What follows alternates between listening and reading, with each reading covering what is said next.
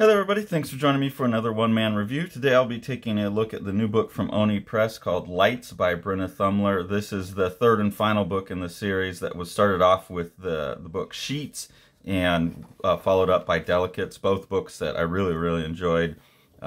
Immediately in this book you get right back to the artwork that I love from the previous books. I think Brenna Thumler is just an amazing artist. Really fantastic use of color palette throughout this, like a limited color palette that still seems very vibrant. Really densely detailed backgrounds that feel like these must be drawn from photographs of some sort, but it doesn't look like photo referenced art. It's stylized enough, but it just has that real sense of weight and gravity and reality to it. Everything just feels like I'm in a very specific place. So just really excited about the art, but also the story. The story is really good. So this is a new book. I don't want to give away too much, but just a flavor of it. We pick back up with Marjorie and Eliza, the two main characters. Marjorie has become friends with a ghost named Wendell and has made friends with Eliza, who, as far as I can tell, is somewhere on the autism spectrum. Kind of the quirky outsider who has troubles with, any kind of interpersonal relationships and has a little bit more rigid views on things, very specific interests, things like that. But they're picking up after having a falling out with some friends in the previous book, and they're just going about living their life. Here we get the introduction, in this book at least, to Marjorie's friend, the ghost, Wendell. Marjorie's family, it lives in a laundromat, and the ghosts, it's full of ghosts, but Wendell is the one that she makes friends with. So that's like her little friend group at the time. In this book, really what drives this story is a mystery of how Wendell died. So you see Wendell here as a kid, kind of also as a strange outsider kid. Everyone knows that he had died from drowning, but in this book you start to get the suggestion that maybe he was murdered. So it becomes like a murder mystery with all three characters investigating what happened to Wendell in his past. You can see when it switches into like the scenes where you're flashing back to when Wendell was alive, you get a change in the color palette where like the yellow drops out and it's just like the purples and the reds. Here you get a sense of the kind of stuff that Brenna Thumler can do with the limited color palette, still getting a real sense of place and time and atmosphere. And it's not just like the details of the place. There's a real sense of like what it would feel like to be there on a cold, snowy day, with the snow being not crisp, but a little bit melted and mushy. And just fantastic composition throughout and all of that. I mean, there's any number of pieces like this in the book that are just gorgeous illustrations. I want to mark them all, but you should go buy the book and read it. I really had to put a note on this one. It was enjoyable to see Marjorie's brother. They're getting ready to go watch Toy Story 2, and he's talking about, oh, they go on a huge mission and they're going across the street under those orange cones, which I think is one of the standout scenes from that movie. And I just had to mark that because I have a funny story about it. When we were talking to Ken Mitchell, the fantastic artist behind the Teenage Mutant Ninja Turtles adventure comics from Archie that we grew up on, we have a couple of different interviews with Ken, and it was really cool to connect to the guy that set me onto my artistic path. It was those comics that made me want to be an artist in the first place. But in talking to him and getting to know him, also finding out that he had worked on Toy Story, I mentioned it to Tori, and she was like, oh my God, did he work on Toy Story 2? Like, that's one of my favorites. And Ken told us that he was the one that came up with this scene that's such the classic scene there. And when I told Tori that, she was freaking out like, oh my God, that's one of the best scenes.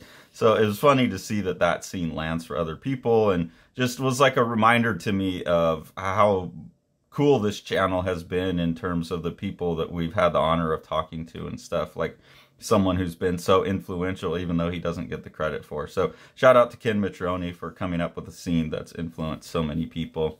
In this book, we also get introduced to a new character, Tierney, who they meet at, this is at a convention, kind of a little gathering of ghost hunters, and she's someone who seems to be antagonistic to ghosts. So I don't want to get into that too much more because that's part of the story. I think you should all read. I don't want to give spoilers, but introducing this new character kind of ramps up the like action.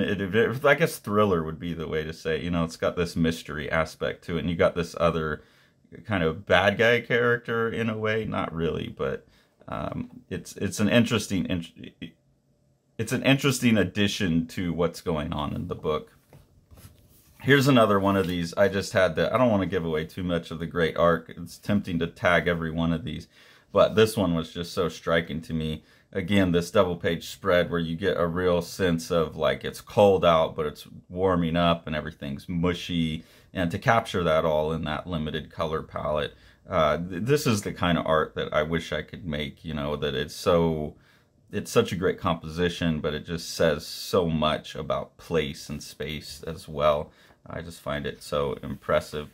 The book really, I think, even though we have this murder mystery that drives the story, this book is really impressive to me in the writing, in that most of the interactions aren't really that kind of like trying to solve the mystery. There's plenty of time and space. It's a decompressed enough story where you really dive into character and just like everyday conversation. It has like the decompressed kind of feel of a manga, where you get a lot of the just casual conversation that gets skipped over in a lot of Western comics, or at least like too compressed in most Western comics that I'm used to. But somehow all still manages to pack it into a 300-page story. I think part of that's just because there's a lot more panels per page typically. So something that could be, you know, this right here, these 4 could be, you know, this could be 2 or 3 pages in a manga. So it really feels like it covers as much ground emotionally as a lot of manga do, but in a much shorter space. It's a little bit longer to read because there's more stuff going on per page, but I've been, you know, thinking about that a lot in a lot of videos, or a lot of the books I'm reading, is like how to find that balance of like someone doing it all on their own can get it in, you know, without having to run a series over like 8 years or something like that. And this is a book that really feels like the answer to that, so I really appreciate that. But then also, like, thematically, really what the book is about, friendship. And there's some of the dialogue in here that I just think is really fantastic about that. And really, you know, this is a book that I think, you know, this is aimed for kids, young audiences. And it's really teaching great lessons about friendship and stuff in it as well. So I think that combination of it's interesting, it's exciting, it's beautiful to look at, but it actually has some weighty things to say is really, really impressive. So this bit of dialogue here with the girl who kind of struggles with interpersonal relationships. Her father's saying, "Liza, there's no one with a ghost passion like yours. And cool passions make for exciting friends. I know Marjorie sees that. She's been very supportive of that. She likes you more for that, but it has to work both ways, right? You have to be more supportive of her interests. Sometimes that's not easy, to step away from what you care about and care about someone else. But Bug, friendship isn't easy, not for anyone." And the whole time it looks like Marjorie's just not paying attention at all. She's been concerned about these marbles in the previous pages, and she's putting them on her eyes and goofing around. But she actually is listening. She says she cares about normal things. "What is that, Dad? Ghosts are my normal." And he said, "Maybe we try to find out her normal. Hey, you know what tomorrow is, don't you?" And then they go on into a conversation about family activity that they do. So yeah, just that little lesson in there, and a real kind of good awareness of like a character who, you know, doesn't seem like they're paying attention, but they kind of are. They're kind of uptaking the lesson. I think that was all very well written. This is another just like little one panel quote that I thought is great. "It's much harder to create light than it is to extinguish it." And so kind of talking about the preciousness of the work that goes into making friendships and making good moments in a world where it's very easy to have things go wrong, you know, celebrating the work of when things go right. Also, this scene here, first off, I think there's some things going on in the art that is not going on in anywhere else in any of the books, where there's like this, it looks like it's probably colored on the computer, but it's got like a more charcoal pastel vibe going on to it to get the effects of the lights here, and this whole just effect going on right here just really caught my eye as some really beautiful effects. So it's nice to see an artist who's so good and so settled into what they do, especially someone, this artist seems like they're pretty young, to still be trying new things out, and it makes me really excited to see whatever else Brenna Thumler does. That, you know, someone who's doing so good and so settled into this for 3 books, you could think, well, you know, they found their thing and they're just going to keep being great at it. But I'm seeing little things where it's like there's still experimentation going on, and experimentation that's leading to really cool new effects and opening the art up even more. So that's really exciting. But then that's also combined with this talk again about friendship, you know, where the dad is again talking about lights. And that's really interesting as a theme through the book, because lights are both, it's a double entendre where you're referring obviously to that we've had sheets and delicates, and now you've got the lights. But the lights are also talking about, you know, the light and the dark. There's also a lot in here about ballet and dancing and stage lights. And so there's a lot of light-based metaphor in the writing. This is a very, very conceptually tight book. But right here, the dad's saying, some lights shine brighter than others. They light up different parts of your life. But see, they all cast shadows too. What do you mean? There's good and bad in everyone, you know, but the more friends you have in your life, well, the more brightness you have overall. And, you know, he goes on to say, friendships happen naturally, and with people you don't have to think twice about. So he's encouraging her to reignite her friendship with Marjorie that's kind of at the rocks at a certain point in the book.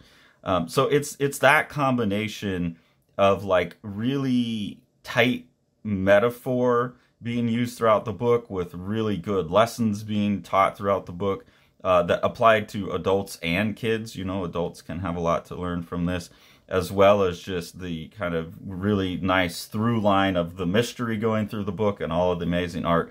That just, I think this is by far, you know, Sheets and Delicates were both really good books, but I think that Brenna Thumler has beat those. You know, this isn't something that's lesser than the previous books. It's not just doing a cash grab. It's really bringing the thing to its full fruition. And Brenna Thumler is continuing to grow as an artist and a writer, and really excited about whatever she does next. I would recommend this for anybody that sees this video. Both as an adult, you'll enjoy it, and it will be great for your kids to read.